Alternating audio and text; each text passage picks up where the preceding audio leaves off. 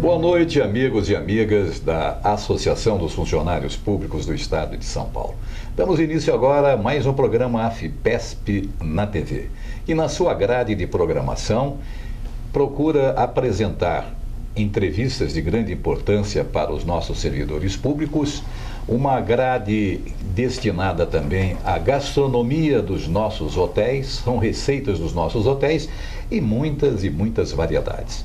No programa da semana passada, nós apresentamos o tema, o uso medicinal da maconha e, pela importância do assunto, voltamos a ele hoje. Vamos observar uma pequena pausa e voltamos dentro de instantes. Até já.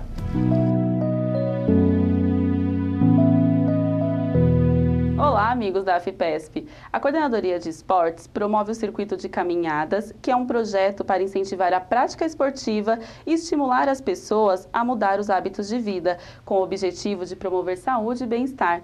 No dia 15 de maio, será realizada a Caminhada da Zona Leste, a partir das 9 horas, no Parque do Piquiri, no bairro do Tatuapé. Inscreva-se na Coordenadoria de Esportes da AFPESP, na capital, a Rua Venceslau Braz, 206, 10º andar, na Sé. A inscrição será feita por meio de doação de uma lata de leite em pó de 400 gramas, que será destinada a entidades assistenciais. Mais informações, ligue no telefone 11 3293 9551. Esporte é vida, cuide da sua saúde.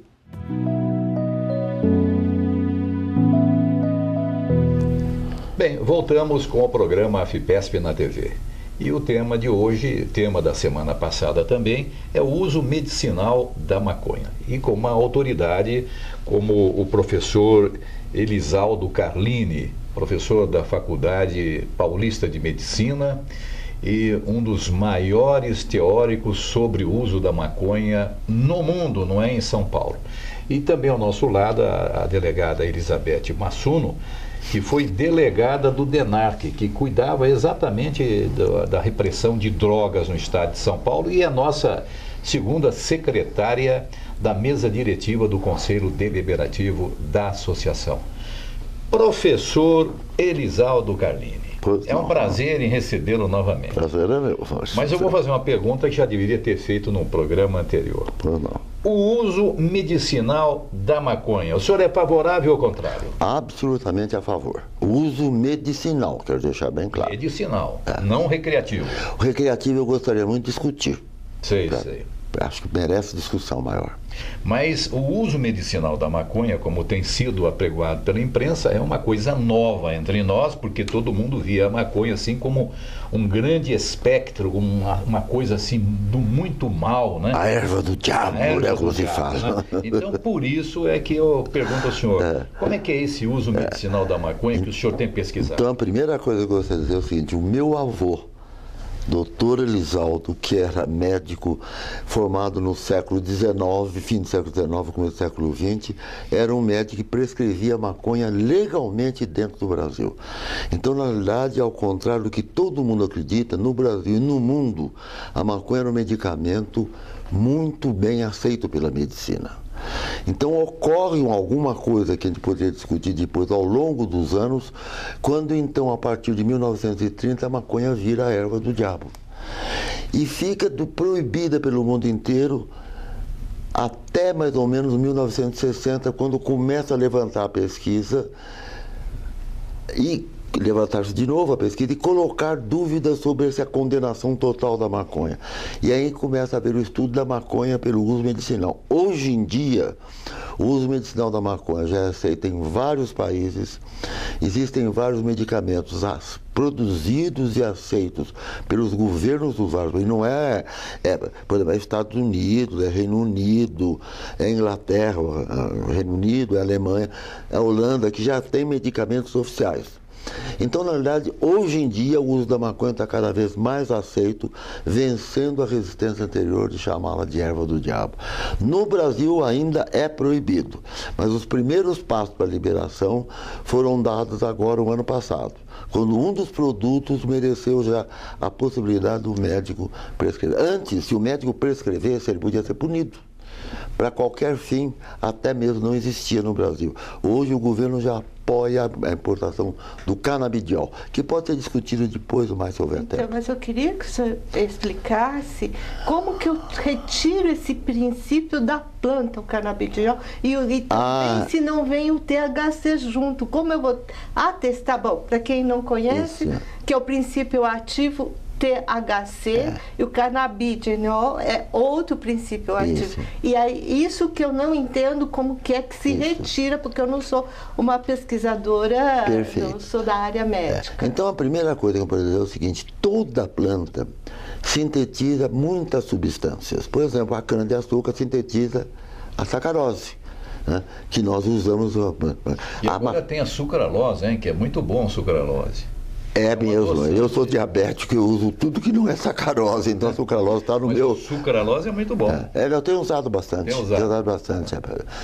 Então, na realidade, no caso dos princípios ativos da maconha, o que você está falando é exatamente o que a ciência dizia até pouco tempo atrás.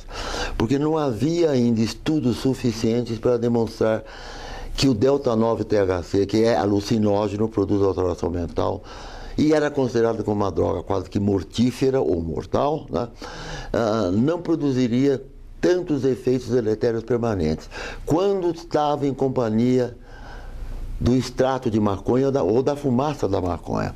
E hoje em dia nós conhecemos uma coisa chamada o efeito comitiva, um efeito científico que nós falamos.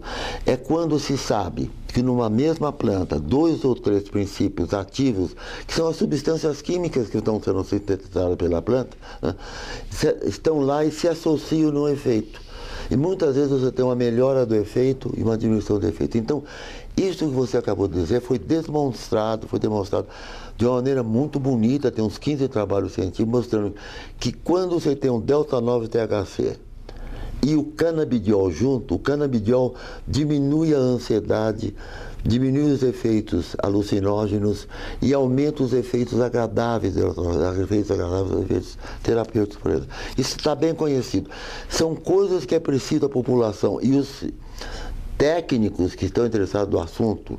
Por exemplo, um jurista não é um farmacólogo, ele não vai saber, sim, como nós não somos, nunca vamos conhecer as leis. À medida que ele vai compreendendo e entendendo os novos progressos, ele vai aceitando. O uso medicinal hoje em dia ainda tem vozes contrárias, mas eu quero dar, por exemplo, uma voz do contrário que para mim é surpreendentemente decepcionante. O presidente da Associação Brasileira de Psiquiatria, no ano passado, declarou nos jornais, e está publicado, que o que se quer é produzir uma maconha sintética. Ora, maconha é uma planta. Ele tinha obrigação de saber que não se pode produzir uma maconha sintética. No máximo ele poderia produzir um princípio ativo sintético.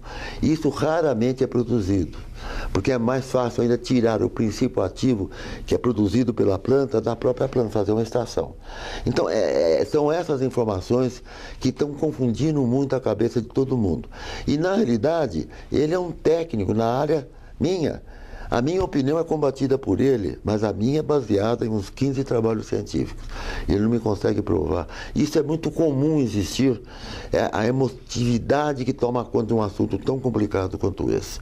Então, na realidade, nós temos que considerar, não vale a pena chegar a dizer, não, maconha é para tudo, maconha não faz mal para ninguém, melhora a cabeça de todo mundo. Não é assim. Mas nós não podemos nunca dizer, maconha é erva do diabo, não pode ser usado de nada.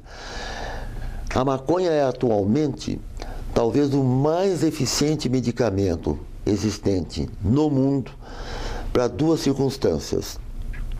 Uma delas é a epilepsia refratária de criança. Não sei se vocês viram algum filme a respeito. É absolutamente emocionante você ver uma criança que ela não consegue se equilibrar mais, porque ela toma tantos remédios anticonvulsivantes que existem para a epilepsia adulta, que a única maneira dela não ter convulsão é ficar com esse remédio. Aí ela fica meio atônica, né? Com a maconha ela melhora muito. Esclerose. Medicamento, bem entendido. Não, mas medicamento receitado, prescrito pelo médico, né? Para ver.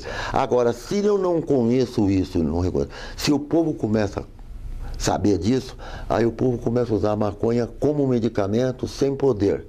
e sem saber o que está fazendo. Isso é perigoso. Então é isso que nós temos que começar a brigar. Por exemplo, esclerose múltipla. É possível que alguém conheça familiar que tem... É uma doença horrorosa. Ela realmente imobiliza a pessoa por contração muscular, por muita dor. Deitar é uma dificuldade, à noite é terrível. Então. A maconha tem muitos trabalhos sobre isso. A maconha é o principal princípio ativo que se conhece hoje em dia. Mas é interessante, no tempo do meu avô, fim do século XIX, começo do século XX... E tinha o seu nome também, né? Elisaldo, o primeiro nome tem. Aliás, é o segundo Elisaldo que eu conheço. O primeiro está morto, meu avô, e eu estou vivo. Não conheço seu pai também era médico? Não, meu pai não era médico. Meu pai era exatamente o contrário. Meu pai tinha instrução do curso segundo ano primário. Descendência de italiano, mas assim, trabalhava assim, de maneira muito humilde. Mas um homem que tinha uma sabedoria que nós não levamos em conta. Sabedoria popular, sabedoria do povo. Ele me ensinou a beber. Não vou falar agora, porque é negócio do álcool. Mas me ensinou a beber de uma maneira que eu acho que até hoje a sociedade perde por não pegar o costume italiano de beber. O italiano e o francês nunca bebe para ficar bêbado. Ele bebe para ficar alegre, bebe para festividade, bebe no casamento, na champanhe, né, para ver. A filosofia anglo-saxã, americano, inglês, bebe nos pubs. Não é para ficar alegre, é para ficar bêbado.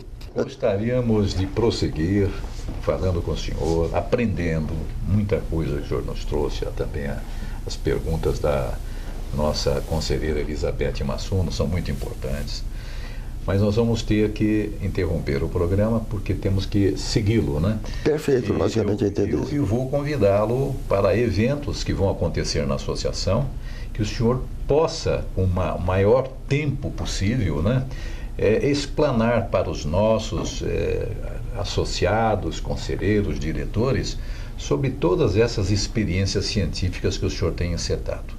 Eu agradeço muito a presença do Dr. Elisaldo Carlini e da doutora Elizabeth Massuno. Uma boa noite a todos e prossigam com a grade de programação de AFPESP na TV.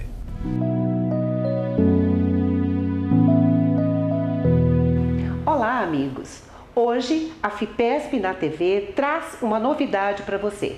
Nós vamos falar de solidariedade. Hoje tem início uma série de reportagens sobre programas, projetos, ações, todos voltados à construção de um mundo melhor. Aliás, este é o nome da série, Mundo Melhor com Atitude Social. E nós não poderíamos começar melhor. Eu estou aqui no Instituto do Câncer Arnaldo Vieira de Carvalho. O nome é o nome do seu fundador, o Dr. Vieira de Carvalho, que juntamente com seus dois colegas, Oswaldo Pimentel Portugal e Rafael Penteado de Barros, tomaram a iniciativa, sensibilizados que estavam pela dor que o câncer causa aos pacientes. Eles fundaram o hospital. O doutor Arnaldo Vieira de Carvalho era professor da Santa Casa de Misericórdia, que, reconhecendo o mérito da sua iniciativa, concedeu-lhe um pedaço do terreno da Santa Casa para que ele fundasse o hospital. E isso já faz 95 anos. Há 95 anos, o Instituto do Câncer Arnaldo Vieira de Carvalho funciona ali, ao lado da Santa Casa, no prédio, no terreno da Santa Casa. Olha como a atitude de um homem ou de poucos homens acabam sendo uma grandeza.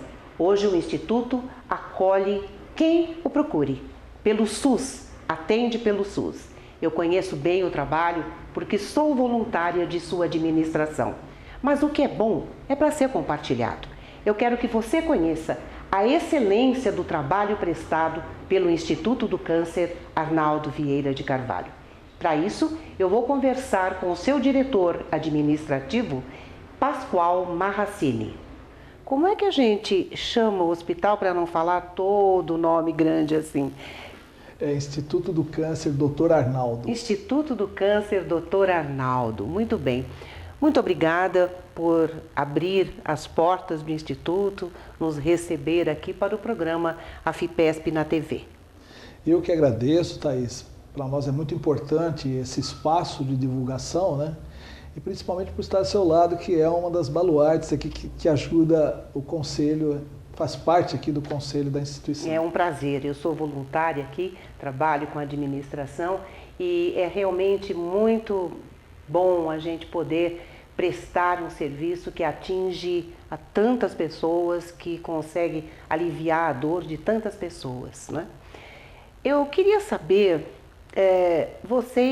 o Instituto do Câncer é referência no tratamento do câncer, no tratamento oncológico, correto? Perfeito. E a referência é em todos os tipos da doença ou tem alguma diferença, alguma coisa que seja peculiar? Não. Aqui a instituição ela é um centro de alta complexidade em oncologia, que a gente chama de CACOM, para o Ministério da Saúde. Então somos uma referência para o Ministério da Saúde, mas somente para a patologia de câncer de adulto.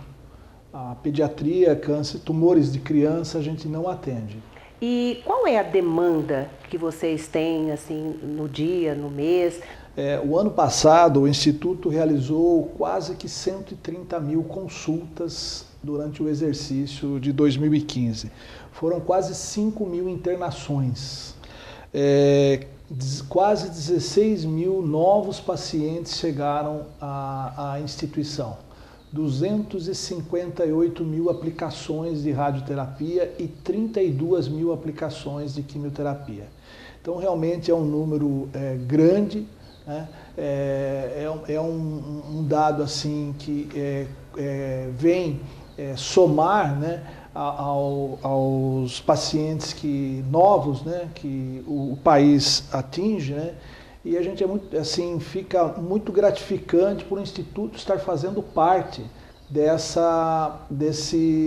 atendimento, né, aos usuários do Sistema Único de Saúde. É o atendimento pelo SUS, né? Todos são atendidos se precisarem. 100% dos pacientes que aqui chegam são do Sistema Único de Saúde. Nós temos hoje 70% da nossa demanda é da cidade de São Paulo e 30% é de fora da cidade de São Paulo. São números muito expressivos, muito altos. E eu estive na solenidade de comemoração aos 95 anos do hospital.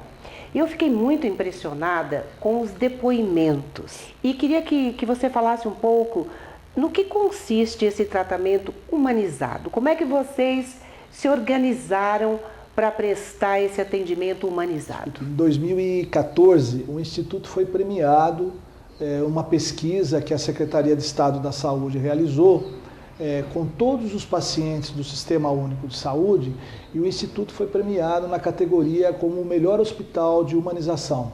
Ficamos em primeiro lugar. E esse é um trabalho que a instituição vem realizando já há um longo tempo. Nós temos uma equipe aqui que compõe a humanização, são médicos, são enfermeiras, pessoal de apoio, pessoal administrativo, e que tem dado ao hospital, principalmente ao paciente oncológico, né, um atendimento mais acolhedor, tanto no ambulatório, como na parte dos exames, na parte de internação, e a instituição tem primado muito nos últimos anos por conta disso. Quer dizer, humanização é sinônimo de carinho. Com certeza. De acolhimento. Ainda mais no tipo de patologia que a instituição atende, né? Nós sabemos que hoje o paciente, quando chega aqui, ele já chega muito debilitado, precisa não só do apoio da família, mas também do local onde ele vai tratar. Então é muito importante, né, que a instituição dê essa retaguarda, dê esse apoio. Apoio psicológico, né? Exatamente. Também, né? E qual é a equipe que vocês têm? É uma equipe grande? Como é constituída a equipe? Então, hoje nós temos 600 colaboradores, entre médicos, enfermagem, pessoal de apoio, pessoal administrativo. O Instituto ele tem um trabalho grande nessa área. o paciente, quando aqui chega, ele passa pelo ambulatório, ele passa pelos exames, nós temos o tratamento de cirurgias, temos os acompanhamentos pós-cirúrgicos, quando precisa de uma quimioterapia, de uma radioterapia.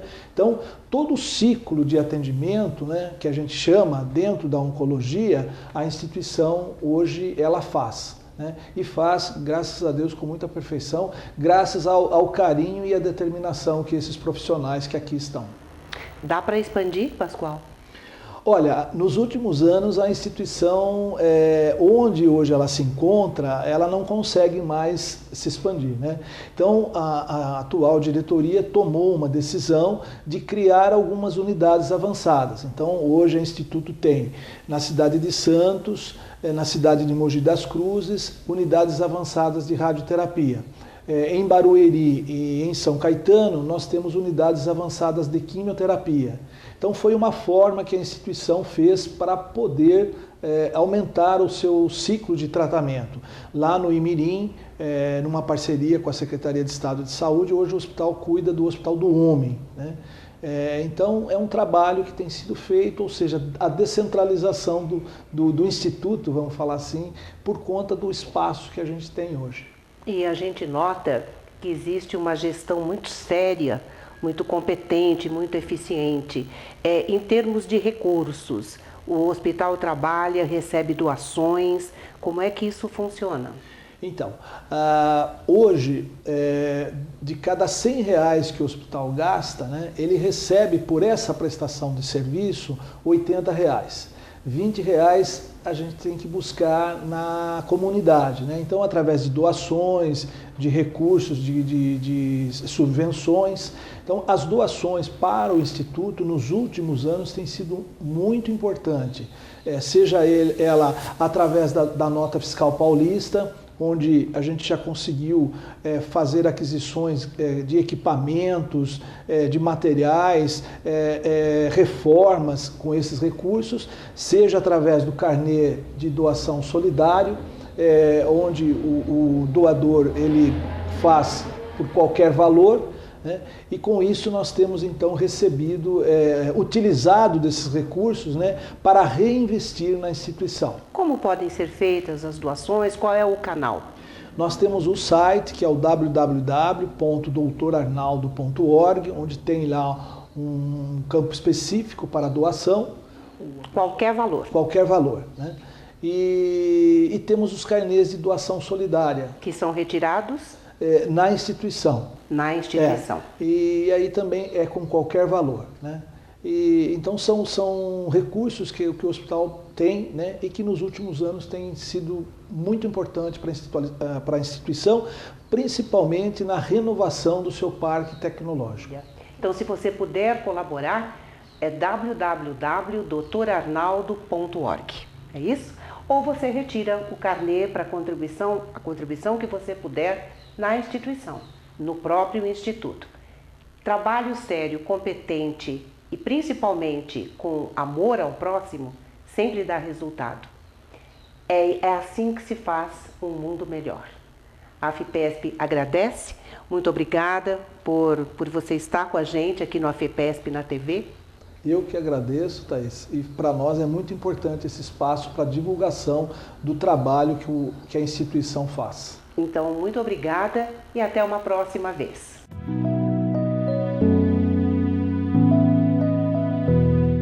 Olá, amigos da AFIPESP!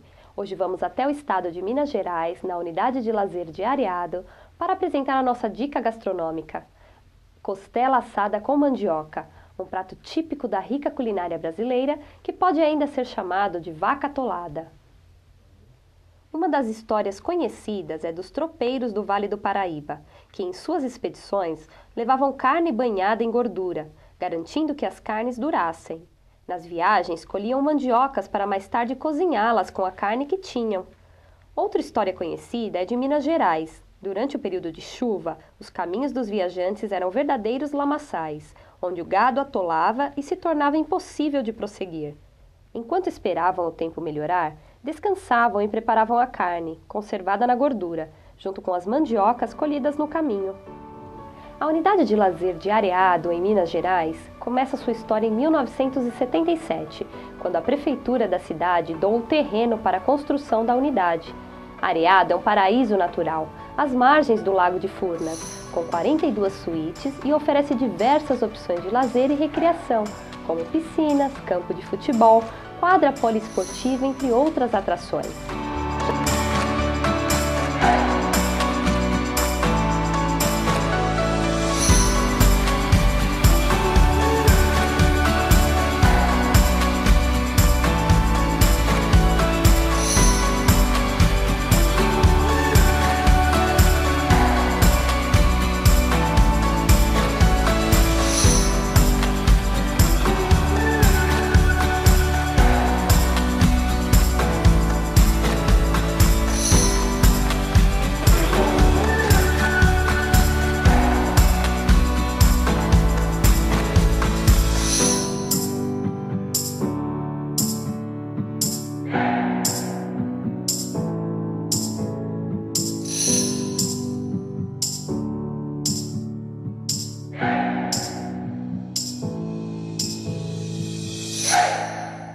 Já que estamos em Minas, vamos conhecer os ingredientes da costela assada com mandioca. 1 kg de costela sem osso, 2 kg de mandioca, 5 dentes de alho, 1 cebola, caldo de carne, cheiro verde, orégano, pimenta do reino. Para fazer, tempere a costela na véspera com alho, cebola, caldo de carne, cheiro verde, orégano e pimenta do reino. No dia seguinte, asse a costela por 4 horas. Cozinhe a mandioca em água com sal até ficar macia e depois acrescente a costela assada quando for servir. Simples, saboroso e muito fácil. Em Minas Gerais ou São Paulo, as receitas com mandioca sempre agradam o paladar dos brasileiros. A unidade de lazer em Areado tem este toque especial do sabor da culinária mineira, uma das mais comentadas e elogiadas por especialistas internacionais. Obrigada por sua audiência. Envie suas sugestões para a nossa equipe de redação no e-mail afepesp.org.br. Boa semana e até o próximo programa.